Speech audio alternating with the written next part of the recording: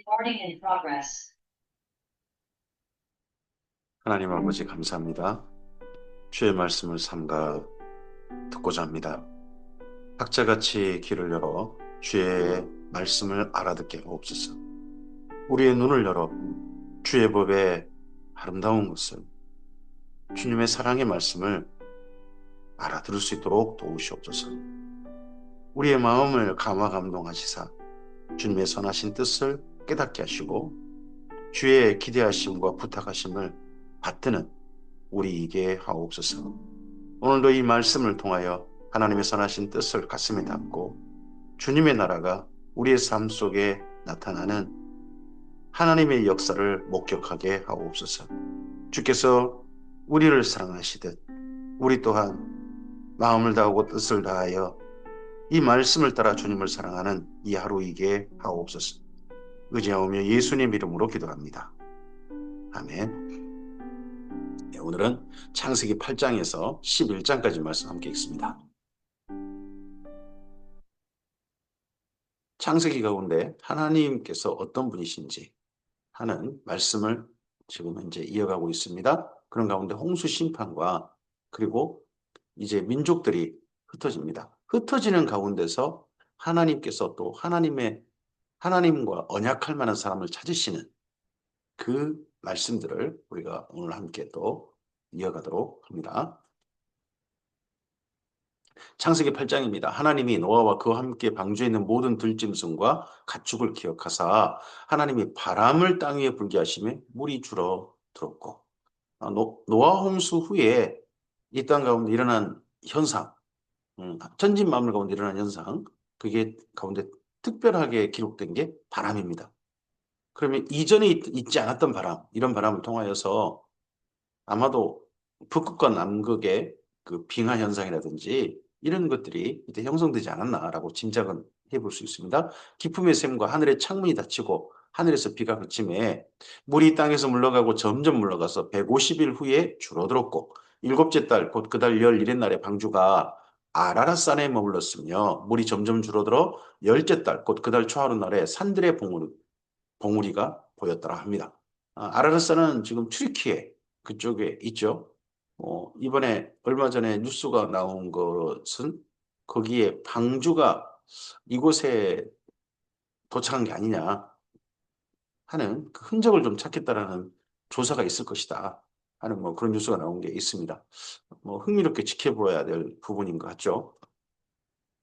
40일을 지나서 노아가 그 방주에 낸 창문을 열고 까마귀를 내놓음에 까마귀가 물이 땅에서 마르기까지 날아 왕래하였더라. 왕래하였단 말은 이 방주하고 땅 사이를 왔다 갔다 했다는 말입니다. 까마귀가 자기 마음대로 어디 날아가 버렸다는 말이 아니죠. 까마귀는 왔다 갔다 했습니다. 그가 또 비둘기를 놓아 지면에서 물이 줄어들었는지를 알고자 하며 온 지면에 물이 있으므로 비둘기가 발붙일 곳을 찾지 못하고 방주로 돌아와 그에게로 오는지라. 그가 손을 내밀어 방주 안 자기에게로 받아들이고 또 7일을 기다려 다시 비둘기를 방주에서 내놓음에 저녁 때에 비둘기가 그에게로 돌아왔는데 그 입에 감람나무 새 잎사귀가 있는지라. 이에 노아가 땅에 물이 줄어드는 줄을 알았다라고 합니다. 이 비둘기가 감람나무 새 잎사귀를 물고 돌아온 이 장면을 지금 유엔 그쪽에 상징적인 장면으로 하고 있죠. 또 7일을 기다려 비둘기를 내놓음에 다시는 그에게로 돌아오지 아니하였더라. 601년 첫째 달 곧 그달 초하루 날에 땅에서 물이 거친지라. 노아가 방주 뚜껑을 제치고 본즉 지면에 물이 거쳤더니 둘째 달 21일 날에 땅이 말랐더라. 하나님이 노아에게 말씀하시되 너는 내 아내와 내 아들들과 내 며느리들과 함께 방주에서 나오고 너와 함께한 모든 혈육 있는 생물 곧 새와 가축과 땅에 기는 모든 것을 다 이끌어내라. 이것들이 땅에서 생육하고 땅에서 번성하리라 하셨습니다. 노아는 방주 밖에 땅이 마른 것도 확인했습니다. 하지만 방주에서 나오지 않았습니다. 기다리고 있었습니다. 하나님께서 말씀하실 때까지. 하나님께서 드디어 말씀하셨습니다. 이제 나오고 모든 방주 안의 생명들도 다 이끌어내라. 이 말씀을 따라 이제 노아가 나오는 거죠. 우리의 삶 속에서도 어, 때가 무르익었고 환경이 조성이 됐다 할지라도 하나님께서 정말 말씀하신 일이냐 하는 것을 파악하는 것, 이건 상당히 중요한 믿음을 따라 걸어가는, 말씀을 따라 걸어가는 우리에겐 중요한 자세라고 생각합니다. 노아가 그 아들들과 그 아내와 그 며느리들과 함께 나왔고 합니다. 이때 아내는 단수입니다. 그 아들들과 며느리들, 아들은 세 명, 며느리 세 명, 전부 다 한 남자와 한 여자가 만난 그 노아의 시대에 사람들이 성윤리 제도가 가정이 완전히 엉망된 그런 시대 속에서 하나님께서 맨 처음 창조 원리, 아담과 하와에게 준 창조 원리를 끝까지 지키고 있던 노아의 가정이 보입니다.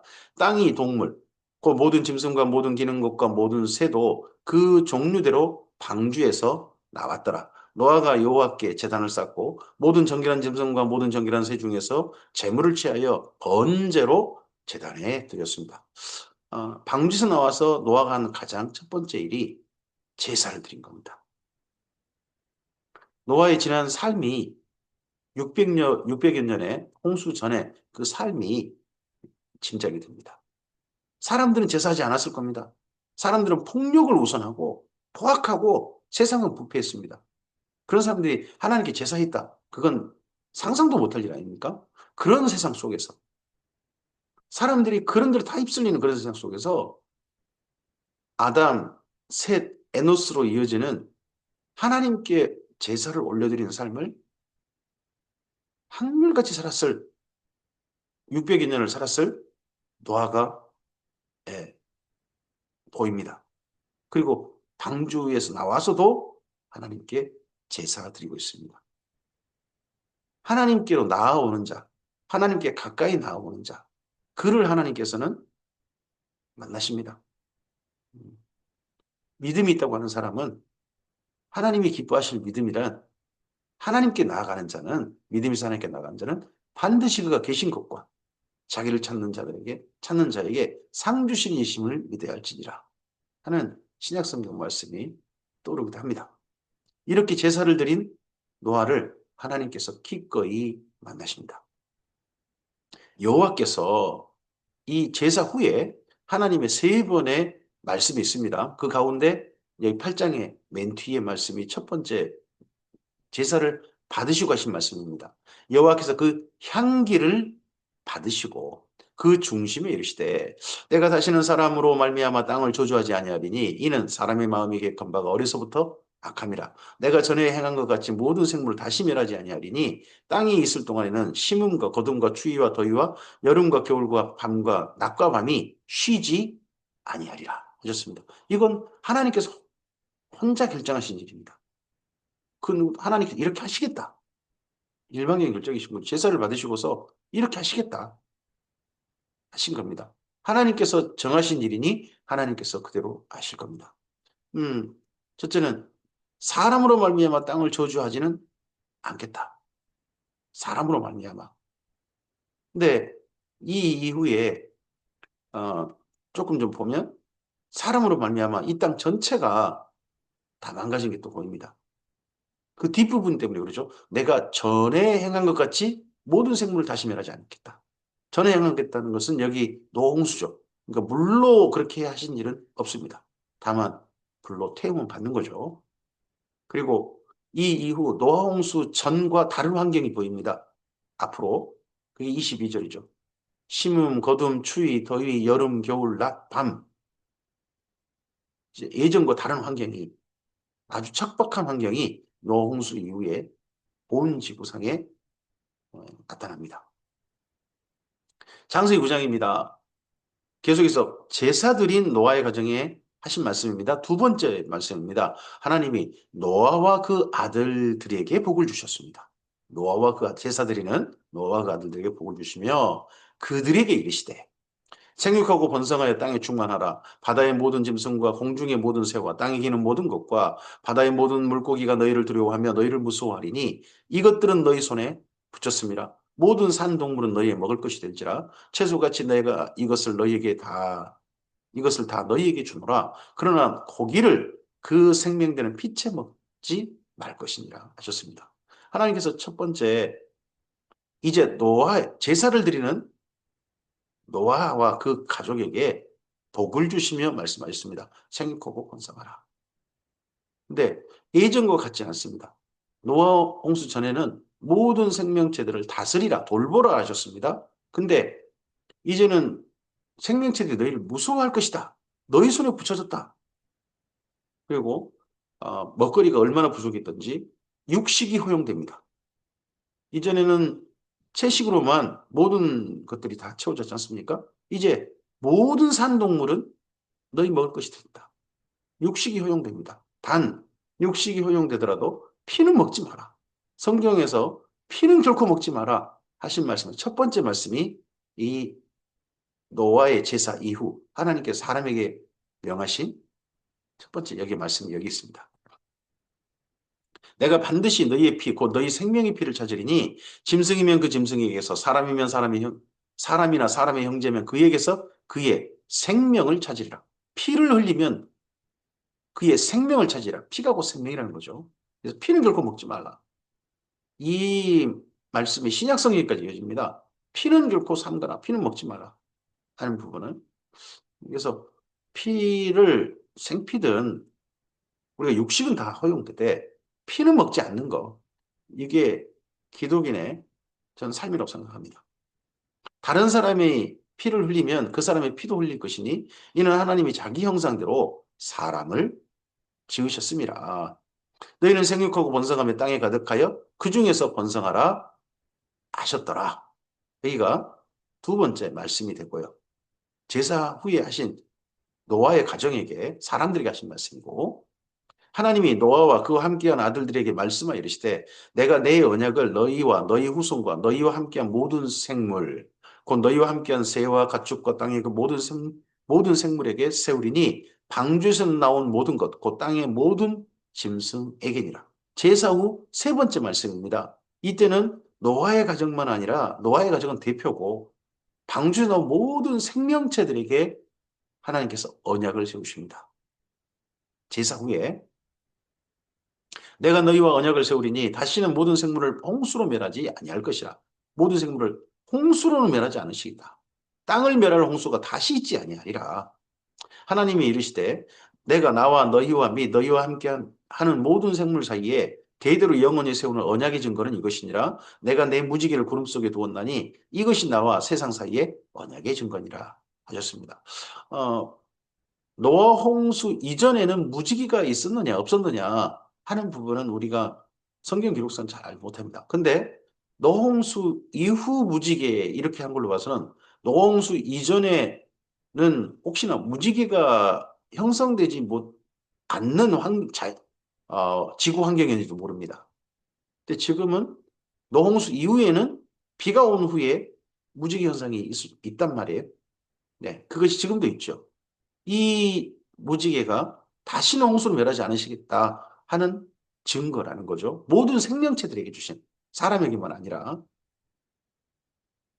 내가 구름으로 땅을 덮을 때 무지개가 구름 속에 나타나면 내가 나와 너희와 및 육체를 가진 모든 생물 사이에 내 언약을 기억하리니 다시는 물로 모든 육체를 멸하는 홍수가 되지 아니하시라. 하나님께서 기억하시겠다는 제사후에.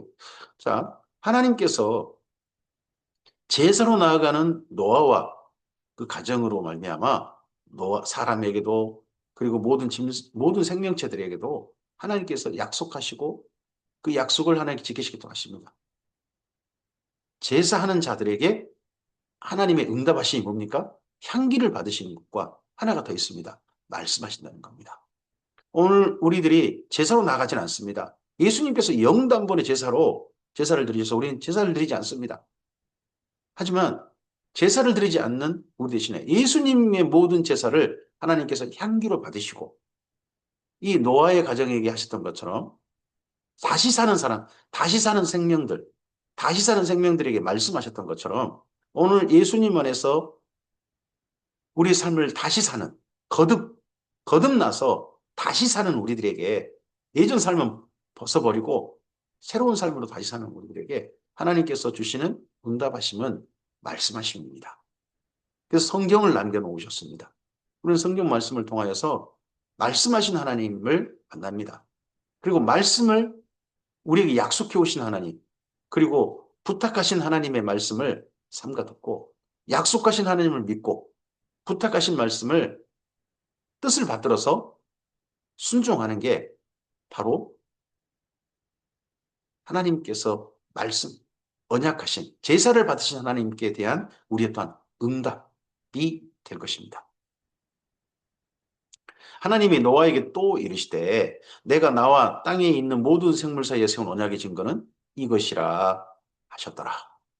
방주에서 나온 노아의 아들들은 셈과 함과 야벳이며 함은 가나안의 아버지라. 그럼 가나안은 노아의 손자인 거죠. 손자. 노아의 이 세 아들로부터 사람들이 온 땅에 퍼지니라. 노아가 농사를 시작하여 포도나무를 심었더니 포도주를 마시고 취하여 그 장막 안에서 벌거벗은지라. 가나안의 아버지 함이 그의 아버지 하체를 보고 밖으로 나가서 그 두 형제에게 알림해 합니다. 노아가 홍수 이후에 농사를 지었는데 그 농사가 포도 농사였다는데 이 농사를 어디서 지었는지 우리는 알지 못합니다. 어, 근데 아라라산에서 나왔으니까 혹시 그 근처인가 하는 짐작은 해볼 수 있죠. 그리고 이 농사가 언제 노아가 이후 홍수 이후 350년을 살거든요. 350년 시간 중에 어느 때의 시점인지 우리 알지 못합니다. 알지 못하는데 분명한 건 있습니다. 어, 적어도 가나안이 태어나고 난 다음입니다. 이 다음에 족보가 나오는데요. 이 노아의 세 아들의 족보가 나오는데 이 정도면 적어도 100여 년은 지난 시점일 가능성도 있습니다. 100여 년이 안 지날 수도 있습니다만은 제법 시간이 지나는 시점인데 노아가 뭐 포도주를 먹고서 어디 밖에 나가서 길바닥에 널브러지거나 그런 거 아닙니다. 이분은 장막 안에서 벌거벗었다는 겁니다. 장막 안에서. 근데 이게 이 장막 안에 벌거벗은 술 드시고 그렇게 한 걸 보고 가나안의 아버지 함이라고 합니다. 그럼 가장 첫 번째 발견한 사람이 혹시 가나안이었는지도 모릅니다. 함이 아버지 하체를 보고 여기 이 다음 표현이 계속 그냥 20절 아버지 하체, 아버지 하체라는 표현이 세 번 연거푸 나옵니다. 무슨 일이 있었는지는 자세히 이야기하지 않습니다. 그런데 노아가 자기 손자를 저주하는 일이 뜻밖의 있게 됩니다. 셈과 야벳이 옷을 가지다가 자기들이 어깨에 메고 뒷걸음쳐 들어가서 그들의 아버지의 하체를 덮었으며 그들의 얼굴을 돌이키고 그들의 아버지의 하체를 보지 않는다. 어떤 아버지 하체가 왜 자꾸 이렇게 강조되는지 뭐 이 장면 이 정도만 기록되어 놨으니까 우리가 잘 알지 못합니다만은 이 다음에 노아가 술이 깨어 그의 작은 아들이 함이 자기에게 행한 일 그냥 밖에 나가서 술 마셨더라 하체를 벌거벗었더라 이걸 말했다 그 행한 일을 알고 그것 때문이었을까요? 행한 일을 알고 이에 이르되 가나안은 저주를 받아 그의 형제들의 종들의 종이 되기를 원하노라 손자예요 손자 함의 아들이니까 가나안의 손자 노아의 손자입니다. 근데 손자를 저주를 했어요. 그 아무리 손자가 무슨 일을 했까니, 무슨 짓을 했까니, 우리는 알지 못합니다. 또 이르되 셈의 하나님 여호와를 찬송하리로다. 가나안은 셈의 종이 되고 하나님이 야벳을 창대하게 하사 셈의 장막에 거하게 하시고 가나안은 그의 종이 되게 하시기를 원하노라 하였더라. 홍수 후에 노아가 350년을 살았고 그의 나이 950세가 되어 죽었더라 합니다. 이러고서 노아의 삶이 마무리되어 버립니다. 홍수 이후 노아의 삶은 제사 드린 거, 언약을 하나님과 맺은 거, 거기까지는 하나님의 뜻을 따라 받들고 있을 겁니다. 근데 그 이후 350년을 어떻게 살았는지, 포도농사에서 술 취해가지고 집에서 벌거벗었다. 그리고 손자 뭐 좀 저주했다. 이 세 아들의 장차 후손들이 이렇게 될 것이다 하는 예언 정도 하고 350시간이 마무리되어 버립니다. 노아의 삶이 이렇게 끝나는 삶이 이 이후 노아의 그 후손들에게 본이 되었을까? 어떤 영향력을 미쳤을까? 하는 부분은 좀 생각해 보게 됩니다. 창세기 10장입니다. 노아의 아들 셈과 함과 야벳의 족보는 이러하니라. 이제 족보 이야기, 노아의 족보, 그리고 난 다음에 이제 셈과 함과 야벳의 족보, 하는 네 번째, 창세기 네 번째 족보 이야기 나옵니다. 총수 후에 그들의 아들들을 낳았으니 야벳의 아들은 고멜과 마곡과 마대와 야완과 두발과 메색과 디라스요. 고멜의 아들은 아스그나스와 리박과 도갈마요. 야완의 아들은 엘리사와 달시스와 기띔과 도다님이라. 이들로부터 여러 나라 백성이 나뉘어서 각기 언어와 종족과 나라대로 바닷가의 땅에 머물렀더라. 야벳의 아들들은 야벳의 후손들은 주로 바닷가 땅, 바닷가 땅에 자리 잡았다. 사람들이 살기에 비교적 바닷가와 물이 만나는 곳, 그런 곳에 사람들이 맨 먼저 자기들의 마을을 이루고 공동체를 이루는 거. 이건 전 세계적인 공통 현상인 것 같긴 합니다. 바닷가 땅에 머물렀더라. 함의 아들은 두 번째 아들 함입니다. 함의 후손들은 구스와 미스라임과 북과 가나안이요. 함의 아들들 중에 넷째가 가나안입니다.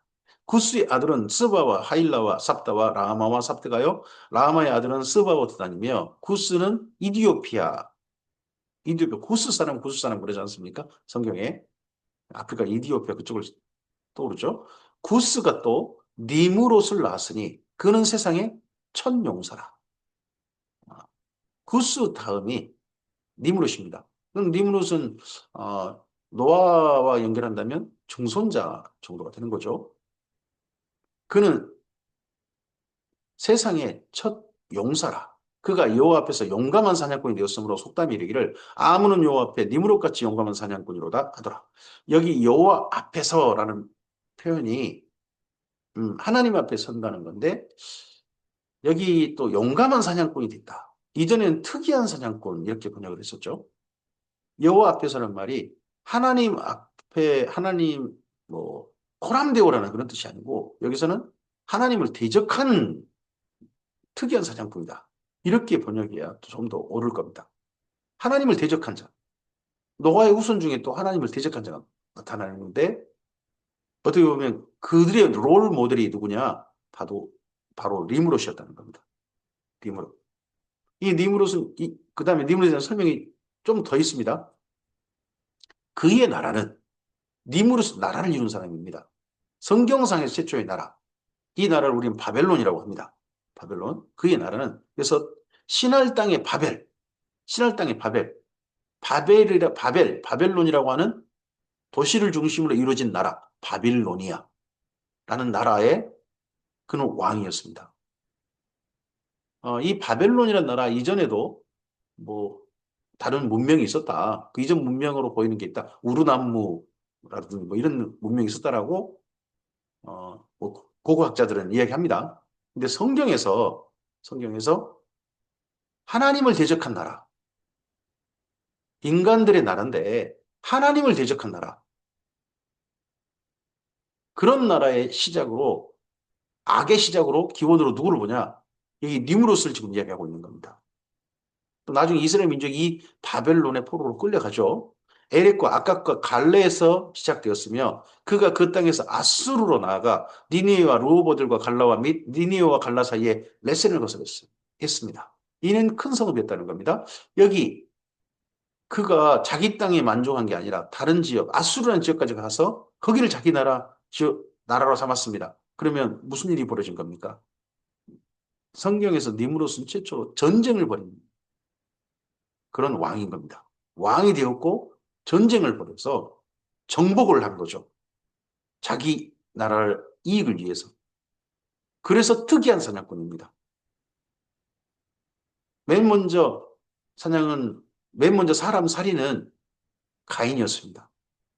그 다음 살인은 라멕이었습니다. 그 다음은 폭력. 노아 홍수에는 폭력이었습니다. 근데 여기 또 니무롯의 그 다음 폭력, 노아 홍수 이후 폭력은 더 심각해집니다. 나라를 자기 이익을 위해서 딴 나라 사람들을 죽여서라도 내 이익을 챙겨오는 그런 전쟁을 벌이는 겁니다. 미스라임은 루딤과 아나님과 르하빔과 납두힘과 바슬루심과 가슬루힘과 갑도림을 낳았더라. 가슬루임에서 블레셋이 나왔더라. 가나안은 장자 시돈과 헷을 낳았고 또 여부스 족속과 아무리 족속과 기르가스 족속과 히위 족속과 얄가 족속과 신 족속과 아루아 족속과 스말 족속과 하마 족속을 낳았더니 이 이후로 가나안 자손의 족속이 흩어져 나아갔더라. 어, 이스라엘 민족이 살았던 땅을 가나안 땅이라고 그러지 않습니까? 그 땅에 가장 첫 번째 정착했던 민족이 노아의 증손자 가나안이었던 걸로 보이죠? 그리고 그들이다 보니까 그 땅을 가나안 땅, 가나안이 주인인 그 땅라고 그렇게 표현한 거죠. 나중에 이 땅이 이제 가나안 일곱 족속으로 바뀌게 되고, 그리고 이스라엘 민족이 그 땅을 차지하는 또 그런 일로 바뀌게 되죠. 가나안의 경계는 시돈에서부터 그라를 지나 가사까지와 소돔과 고모라와 아드마와 스보임을 지나 라사까지였더라. 이들은 함의 자손이라 각기 족속과 언어와 지방과 나라대로였더라. 셈은 에벨 온 자손의 조상이요 야벳의 형이라. 그에게도 자녀가 출생했다고 합니다. 에벨 온 자손의 조상이다. 셈의 후손 중에 에벨이 나옵니다. 에벨. 근데 에벨을 우리나라식으로 에벨이 해놨는데 이게 그쪽 히브리 말로 한다면 헤벨이 됩니다. 헤벨. 그래서 헤벨의 후손. 헤벨 이 말이 히브리라는 말에 또 기원이 되지 않았나 싶기도 합니다. 셈의 아들은 엘람과 아수르와 아르박삭과 룻과 아람이요. 아람의 아들은 우스와 훌과 게델과 마스며 아르박삿은 여기 셈의 아들 중에 아르박삿이 있습니다. 셋째 아들 아르박삿. 다른 아들들은 엘람, 아수르, 룻, 아람 이건 전부 다 큰 나라를 이루고 민족을 이룬 그런 에, 후손들이죠. 근데 아르박삿은 나라를 이루지 못합니다. 이 가운데서 셈의 어, 다섯 아들 중에서 셋째인 아르박삿의 이야기로 성경은 계속 그걸 추격합니다. 하나님께서 누군가를 찾고 계신 거겠죠? 아르박삿은 셀라를 낳고 셀라는 에벨을 낳았으며 에벨은 두 아들을 낳았고 하나의 이름은 벨렉이라 했으니 이는 그때의 세상이 나뉘었으며 벨렉의 아우의 이름은 욕단이며 합니다. 여기에 에벨이 나옵니다. 아르박삿 셀라 그리고 난 다음에 셀라는 예벨 헤벨 그리고 헤벨에게서 벨렉 이때가 세상이 나뉘었답니다. 세상이 나뉘었다는 말이 바벨탑 사건이 있었다는 이야기인지 아니면 그때 이 지구에 어떤 대륙 유동이라든지 이런 게 있었던지 이건 우리가 알지 못합니다. 근데 세상이 나뉘었다라는 걸로 봐서는 이걸 일반적으로는 큰 나라가 나뉘었다 하는 그런 걸로 보통 보는 경우도 많다는 것은 우리가 좀 이해하고 본문을 봐야 됩니다. 욕단은 알모닥과 셀렙과 하살마웻과 예라와 하도람과 우살과 디글라와 오발과 아비마엘과 스바와 오빌과 하일라와 요밥을 낳았으니 이들은 다 욕단의 아들이며 그들이 거주하는 곳은 메사에서부터 스발로 가는 동쪽 산이었더라. 그래서 이 욕단의 후손 중에 우리나라 한민족도 있는 게 아니냐 하고 그렇게 짐작하는 분들이 있죠. 이들은 셈의 자손이니 그 족속과 언어와 지방과 나라대로였더라. 이들은 그 백성의 족보에 따르면 노아 자손의 족속들이요. 홍수 후에 이들에게서 그 땅 백성들이 나뉘었더라. 창세기 11장입니다. 이런 가운데 두 흔적이 나옵니다. 이 11장은 크게 두 가지입니다. 하나는 악의 기원, 노홍수 이후 악의 첫 출발지 같은 바벨론 이야기가 있고요. 또 하나, 그런 가운데서 하나님께서 하나님의 사람들을 찾으십니다. 그래서 아브라함, 데라의 아들 아브라함의 얘기까지가 여기 창세기 12장입니다. 두 사람이 있는 거죠. 한 사람은 님으로, 한 사람은 아브라함. 온 땅의 언어가 하나요, 말이 하나였더라. 그 이에 그들이 동방을 옮기다가 신할 평지를 만나 거기 거류하며 이 신할 평지, 신할 평지가 있는 큰 땅을 갈대아라고 합니다. 갈대아. 그리고 그 갈대아 땅 가운데서 큰 넓은 평지, 거기가 신할 평지입니다. 여기를 더 큰 땅으로 하면 갈대아를 포함한 더 큰 땅을 말하면 메소포타미아 그렇게 말하죠. 신할 평지를 만나 거기 거류하며 서로 말하되 자 벽돌을 만들어 견고히 굽자 하고 이에 벽돌로 돌을 대신하며 역청으로 진흙을 대신하고 또 말하되 자 성읍과 탑을 건설하여 그 탑 꼭대기를 하늘에 닿게 하여 우리 이름을 내고 온 지면에 흩어짐을 면하자 했다는 겁니다. 누가 주도한 사건이겠습니까? 니무롯이겠죠. 앞서 10장 말씀과 연결해 보면 니무롯이 그의 나라가 이 신할 땅의 바벨에서 시작되었다 했으니까요. 여호와께서 그 사람들이 건설하는 그 성읍과 탑을 보려고 내려오셨더라. 여호와께서 이르시되 이 무리가 한 족속이요 언어도 하나이므로 이같이 시작하였으니 이후로는 그 하고자 하는 일을 막을 수 없으리로다. 하나님께서 막을 수 없다. 하나님께서 전능하신 하나님이신데 못하실 리 없는데 막을 수 없을 것이다. 왜 이러느냐? 하나님이 능력이 부족해서가 아니죠. 하나님께서 이들을 사랑하시다 보니까 이 악을 향하는데 차마 때리지 못하시는 겁니다. 아예 멸망시켜버리지 못하시는 겁니다. 자, 우리가 내려가서 거기서 그들의 언어를 혼잡하게 하여 그들이 서로 알아듣지 못하게 하자 하시고 여호와께서 거기서 그들을 온 지면에 두셨으므로 그들이 그 도시를 건설하기를 그쳤더라 합니다. 이 건설하던 도시, 이 도시를 바벨이라고 하죠. 그러므로 그 이름을 바벨이라 하니 이는 여호와께서 거기서 온 땅의 언어를 혼잡하게 하셨습니다. 여호와께서 거기서 그들을 온 지면에 흩으셨더라 합니다. 이 바벨이라는 뜻이 혼잡하다. 뭐 그런 의미냐? 이스라엘 민족의 언어로는 그렇습니다. 히브리어로는 바벨, 그게 혼잡하다. 뭐 그런 말입니다. 그러나 여기 니무롯이 히브리어로 거기 바벨이라는 이름을 지었겠습니까? 같은 음가일 뿐이죠. 같은 명칭일 뿐인데 그쪽 언어는 다릅니다. 그쪽 언어로 바벨은 신의 문, 하나님과 통하는 문 그런 의미입니다. 그러니까 이 니무롯은 나라를 세우면서 도시를 건설하면서 몇 가지 한 겁니다. 자기가 왕이 됐을 뿐만 아니라 신의 문, 심지어 사람을 신으로 섬기는 우상숭배가 바로 여기 바벨론에서 신할 평지의 바벨에서 시작됐다라는 것들이 보입니다. 성경은 여기를 주목하는 거죠. 성경은 그 이전에도 다른 신을 섬기는 우상숭배를 하는 풍수도 있을 수 있습니다. 근데 성경은 니무롯의 바벨론의 우상숭배, 바벨론 종교 여기를 주목하고 있다는 겁니다. 악의 기원이 됩니다. 악의 기원. 나라의 기원, 인간 나라의 기원. 인간이 왕이 되는 그리고 우상숭배의 기원.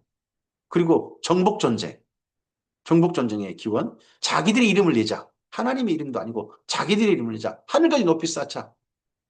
이런 기원이 됩니다. 그래서 여기 니무롯의 바벨 여기는 사탄이 그 뒤에 웅크리고 있는 게 마귀가 그 뒤에 웅크리고 있는 게 보입니다.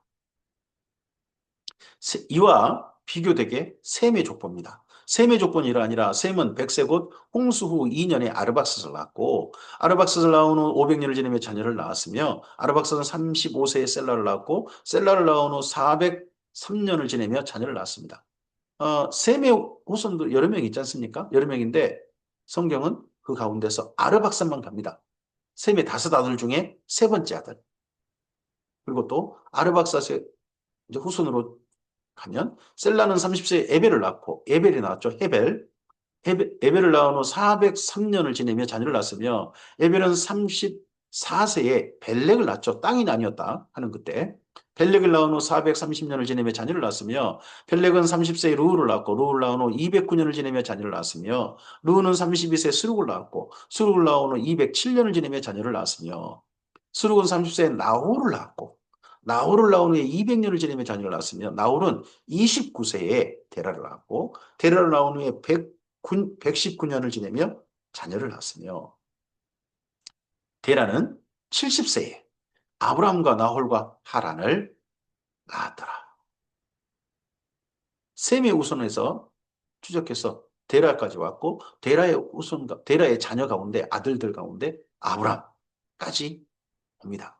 그러고서 아브라함의 족보라고 저는 성경에서 기록될 줄 알았더니 여기 창세기는 데라의 족보는 이러 아니라 하고 5번째 족보 이야기를 이어갑니다. 데라는 아브라함과 나홀과 하란을 낳았고 하란은 롯을 낳았으며 하란은 그의 아비 데라보다 먼저 고향 갈대아인의 우르에서 죽었더라.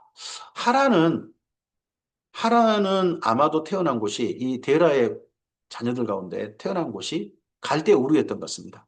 갈대 우르에서 태어났고 아브라함과 나홀은 태어난 곳이 그곳은 아니고 하란에서 태어났겠죠. 근데 하란에 태어난 아들들 데리고 데라가 아, 갈대아 우르 가서 산 거죠. 우르에서 살면서 거기서 하란이 태어났다는 거죠. 그런데 거기서 태어난 그 하란이 아버지보다 먼저 갈대아 우르에서 죽었습니다. 아브람과 나홀이 장가들었으니 아브람의 아내의 이름은 사레며 나홀의 아내의 이름은 밀가니 하란의 딸이요. 하란은 밀가의 아버지며 또 이스가의 아버지더라. 사레는 임신하지 못하므로 자식이 없었더라. 그렇지 않아도 손이귀한 이 집안인데 아르박사 후손은 나라도 이루지 못하고 겨우 공동체 정도 이룬 뭐 그런 사람들인데 그런 가운데서 아브람은 또 자식이 없습니다. 후손이 이어지지 않는 그대로 이 땅 가운데에서 존재하다가 그만 멈춰져 버리는 그런 위기에 처한 가정. 스스로 그냥 세상이 끊기는 거죠. 흔적도 없이 사라질 그런 지경에 있는 가정이 바로 아브람과 사레의 가정이었습니다. 근데 이 가정에 하나님이 찾아오시는 겁니다. 데레가 그 아들 아브람과 하란의 아들인 그의 손자 롯과 그의 며느리 아브람의 아내 사레를 데리고 갈대아인의 우르를 떠나 가나안 땅으로 가고자 하더니 하란에 이르러 거기 거주했습니다. 갈대아 우르에서 여기는 못 살겠다. 동쪽으로 갔는데 하란에서부터 동쪽으로 갔는데 여기는 못 살겠다. 자식이 죽어버리니까 정반대 땅 가자. 하란의 서쪽으로 가자. 하란의 서쪽이 어디냐면 가나안 땅입니다. 거기로 가고자 출발했다가 하란에 오다 보니까 하란에 그냥 머물러 버렸습니다. 데라는 하란에 거기 거주했으며 데라는 나이가 205세가 되어 하란에서 죽었더랍니다. 이 이후 뭐 신약성경은 하란에서 데라가 죽고 난 다음에 아브라함이 움직인 것처럼 그렇게 표현되기도 합니다만은 그러진 않습니다. 아브라함이 여기 아버지가 하란에 머무는데 아브라함은 가나안 땅으로 하나님의 지시를 받아 떠나고자 합니다. 그게 12장에 이어지는 거죠. 그래서 여기 창세기 11장은 두 기원입니다. 하나는 악의 기원이 되는 니므롯 바벨이 있습니다. 그리고 민족이 자손이 자연스럽게 소멸될지도 모르는 그런 가정에 찾아오신 가난한 자에게 찾아오신 하나님의 또 찾아오심과 그를 만난 사람 아브라함 그 만남의 시작이 여기 창세기 11장에 있습니다. 여기까지 이야기 이후에 드디어 하나님의 사람들 그들의 이야기가 12장부터 이어지게 되는 거죠. 오늘 여기까지 말씀입니다. 오늘 이 말씀을 통하여서 우리의 삶을 주님의 선하신 뜻에 합당한 삶으로 죽게 드렸으면 합니다. 하나님께서 홍수 이후에 사람들을 보존하시고 그들에게 약속하셨습니다. 오늘 우리들에게도 말씀하심으로 우리를 만나주시고 우리에게 응답하신 하나님이십니다. 그 말씀 안에서 하나님의 뜻을 받들어서 하나님의 약속하심을 믿고 또 하나님이 반드시 하실 일들을 기다리고 그리고 하나님 뜻을 받들어서 이 땅 가운데 주님의 사람답게 우리의 삶을 살았으면 좋겠습니다. 우리의 삶이 디무릇을 따르지 않았으면 좋겠습니다. 아, 지금은 잘 안 보입니다만 그런 사람들 속에 니무릇에 휩쓸려 버린 세상 속에서 아브라함의 삶이 우리의 삶의 모범이 되었으면 좋겠습니다. 하나님은 찾아오십니다. 잘 안 보일 뿐입니다. 아브라함에게 찾아오신 하나님. 그 하나님께서 오늘 우리의 삶 가운데도 찾아오셔서 말씀하시고 우리와 함께 동행하시는 하나님의 함께 동행하심을 보고 경험하는 우리였으면 좋겠습니다. 주의 선하신 은혜와 역사가 우리 삶 속에 나타나길 바랍니다. 감사합니다.